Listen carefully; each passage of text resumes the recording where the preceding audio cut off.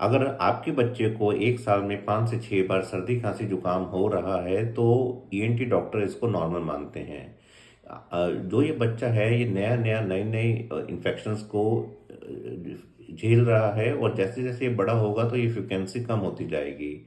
Usually 7 साल तक ये इन्फेक्शन पीक करता है, उसके बाद मोस्ट ऑफ द बच्चे इस इन्फेक्शन से रिकवर करने लगते हैं क्योंकि उनको उन नए वायरसेस के साथ उनका संपर्क हो चुका होता है, तो नेचुरल इम्यूनिटी आ जाती है। बड़ों में यही फ्रीक्वेंसी 1 साल में 2 से 4 बार होती है, होती है, तो जिसको ईएनटी डॉक्टर नॉर्मल मानते हैं।